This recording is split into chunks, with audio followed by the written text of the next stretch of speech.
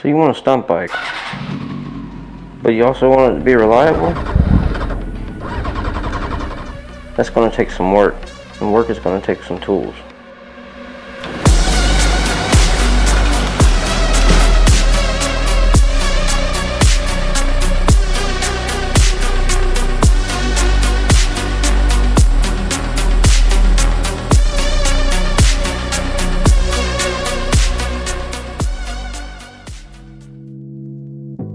So we'll start off with my actual toolbox first.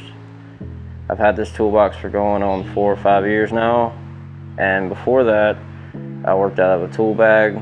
You don't have to have this, but I will say for organization it makes it so much better. 10 out of 10, definitely recommend going and buying a little $200 US General toolbox right from Harbor Freight. It's worth every penny. And through here we have all my sockets, starting with my 1/4 inch drive sets up to 3/8 and up to my big boys in 1/2 inch. These are all Harbor Freight sockets, and a lot of people like to talk junk on Harbor Freight that, you know, they have cheap tools, this, that, you have your snap-on warriors out in the comments everywhere. But let me tell you, I've worked out of this box every day for going on 2 years working on Humvees, and I never ran into a problem with any of these sockets. I do recommend getting the shallow and the deep though. Sometimes the deep ones won't reach into the tight crevices on these motorcycles. So I highly suggest getting the short and the tall versions of all your sockets. I've had all these sockets for about the same 4 or 5 years as the toolbox, some of them longer, and I highly recommend them. Next, you'll notice I got a socket rail up on the lid of my box, and that's where I keep all my standard and metric Allen wrench sockets. These sockets are nice because you can use a ratchet with them, you can use an impact with them without having to twiddle with a standard hex key wrench. These speed up the workflow quite a bit. Highly recommend it. This is my valve stem core remover. It's imperative to have that for if you're ever changing tires. Then you just remove it, take your tire off, put your tire on, put the valve core back in, plug it up, and you're ready to roll. Another essential to working on bikes in your own garage is a magnet tray. These bikes have tons of tiny little parts, and the better you stay organized, the better the bike goes back together, the better and the quicker you're back riding. Going in my ratchet and extension drawer, there's nothing too fancy here. Just a couple 1/2 inch, a couple 3/8, one with a swivel, one with an extension, one just a regular standard 3/8 breaker bar, and a couple of 1/4 inch ratchets with all the extensions, long, short, in between, swivels. All of those are in there. All have their place working on bikes. Into the plier drawer. You have your regular standard pliers, needle nose, your wire cutters. I have a scraper in here for some reason. I don't really know why. A bigger set of just standard slip jaw pliers. A curved long needle nose set. These come in really handy for getting into tight spaces, trying to grab small things like snap rings when they fly out, and they will. The oil filter wrench is more for my car and my truck, but it can come in handy on bikes too. If I have a buddy over that needs to get his oil changed and I don't have the oil filter for his bike, that comes in handy. And of course, wire strippers. Definitely going to need those for when you're wiring up lights and fans and all sorts of other electronics on your bike. Nothing real too fancy in my wrench drawer. It's just a combination of different sizes and lengths and gear wrenches and standard wrenches. Just a standard gear wrench set. I have a longer set for when you need a little bit of extra leverage. Not really necessary, but it comes in handy from time to time. And then just your standard metric combination wrenches. And then down below I have a small collection of standard wrenches, odds and ends, things I've collected in here. I don't really have a place anywhere else in the box because everything I work on is metric, so I just put them here. These two right here are not necessary, but like I said, I really recommend it. It makes working on your bike so much more enjoyable. This guy right here, definitely not a must to have. Matter of fact, the only thing you should be touching on your bike with a 1/2 inch impact of any brand is that countershaft sprocket. So this is just something nice that I've got from back when I was working every day with tools, and yeah, it comes in handy whenever I need to change the front sprocket, but it stays pretty silent most of the time. This guy right here is my Porter Cable 1/4 inch drive impact. And as you can tell, compared to the 1/2 inch, it gets used a lot more. Definitely wouldn't put stuff together on a bike with an impact. I would definitely use ratchets and wrenches to do everything.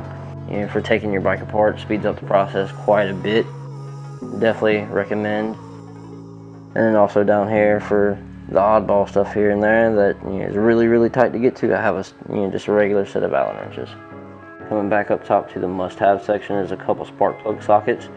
These are different than your normal sockets because they will have, if you can tell, they will have that small little bit of rubber in there that helps them grip the actual spark plug while you're taking it out. Makes life a lot easier. Right next to those, I have my filter socket wrench. That just goes onto a 3/8 drive ratchet, and it makes taking off your filter way easier. It's specific bike to bike, car to car, so definitely recommend looking up what bike you have and getting the correct size oil filter wrench. Over on the side, we have a couple funnels. Comes in handy for pouring gas, oil, coolant. Make sure you use a different one for each fluid you're using. Over here, peeking through, we just have a 1/2 inch breaker bar. Like I said, it doesn't get used very much anymore now that I'm not working on Humvees anymore, but it's good to have just in case. We have a C-clamp that comes in really handy for compressing brake pistons when you're changing brake pads. And then a whole assortment of flat and Phillips head drivers. In the middle here, this orange one, I do have an electrical screwdriver that just protects you from electric shock when you're doing battery work. Next up on the must-have is a rubber mallet. You're going to have one of these for changing tires and taking your wheels off, anything, changing stunt triples, anything like that. Anything you want to bang on or bang off, but you don't want to hit it with metal. Heat gun and grinder, just Harbor Freight specials. You know, nothing so special about them, but come in handy. Right here, I got my dirty old toothbrush. Yeah, it comes in great for cleaning small little crevices on your bike inside the engine. Anytime you're trying to clean it up, just little touches like that make your bike look way nicer. An assortment of pry bars. They come in really useful when you're taking motors in and out. You just need to wiggle it a little bit here or there. And that does it for the box. So we'll go on to the more bike specific stuff, starting with the front and rear stands.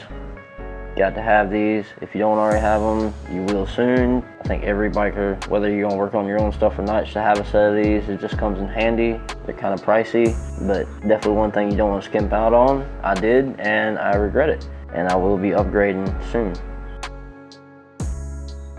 Straight behind that, we have my Harbor Freight. I'm not really sure what brand it is, but it's a Bead Breaker. And this changed the game for real for me. It turned an hour-long tire change, 55 minutes of that trying to break the bead, to a 5-minute job. Now I can have my back tire off and back on the bike ready to roll in 10 to 15 minutes every time. Right here we got my mini little 3-gallon air compressor. It's not good for much other than just pumping up tires and beading tires and stuff like that, but it does the job. And here we have the actual tire spoons for changing tires. Nothing too fancy here. I will say I recommend this one right here with the rubber handle over the metal ones over there, because the metal ones will mar your wheel, which is where the next thing comes in. It's called a tire buddy or a rim buddy or something like that. I can't really remember the actual name of them, but they're pretty easy to find on Amazon. You just put them over the lip of your tire after you break the bead, and it keeps these metal ones from marring your wheel up so bad. We have my chain cleaner, nothing too fancy, just really good for getting all the dirt and grime and stuff off your chain.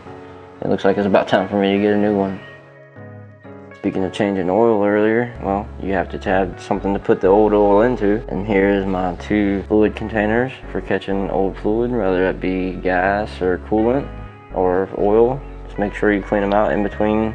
Soldering gun. If you're going to do electrical on your bike, make sure you do it right. Solder all your connections and heat wrap them. Do it right, do it once. Take care of your electrical the right way. Next we have just a cheap tap and die set. I don't really use it much, but the few times I have needed it, I've been super grateful I had the forethought to buy one. There's nothing worse than putting your bike back together and you feel righty-tighty go righty-loosey and having no way to fix it. Highly recommend. And this goes hand in hand with the tap and die set. After you drill and tap out that hole, you have to replace the threads with something of the same size, and that's what this does. Here you can see I have the dedicated taps for the sizes I've had to use, and the time starts to actually go in the hole after you're done tapping it. Another thing that's kind of pricey, but you'll thank yourself in the long run if you get one. This mess of wires is my trickle charge unit. Looks like a mess, but I swear this is as organized as I can make it. Comes in useful if you ever run into a dead battery and you need a way to get your bike back up and running overnight. Here's a chain tool kit. It's another one of the kind of pricier items. It's not really that bad, but you know, 100 bucks for one tool that you use once a year seems kind of pricey, but if you're going to work on your own bike, you have to have this. And to go along with the chain tool, we have a little micro gauge to make sure that you mushroom the tip on those rib nuts. They go on the master link outright. I personally don't use those type of master links, but it's nice to have just in case I ever need to. As far as chemicals and fluids and stuff that I like to keep on deck, WD-40 is a must. I try to keep 2 or 3 cans of brake clean because it seems like as soon as you pull the trigger on one, it's done. A few stacks of electrical tape, and of course some general purpose grease for greasing all your axles, bearings, anything while you're doing tire changes. Over here I just have some power drain to help clean up after any oil spills on the ground. Anything I just want to get greasy, oily stuff out of. That's what that's for, and some thread locker. And only use blue, never use red. Here's another thing I couldn't really find a place for in the box. The stand I have has some nice little holes to keep things in, and has some good quality drill bits. One thing I learned the hard way is to go ahead and fork out the money to get you a decent drill bit set. And unfortunately I lost the index for this one, but they're all here. But if you try to cheap out on drill bits, you will be banging your head against the wall the first time you need to drill through something like your subframe to put a 12 bar on. And I do have a dedicated drill just for that, but I keep it at work because I use it day in, day out at work right now. And whenever I need it, I just bring it home. I like to keep a thing of Permatex gasket maker on hand. I try to stay away from it, but there's been a couple times where it's saved a weekend for me.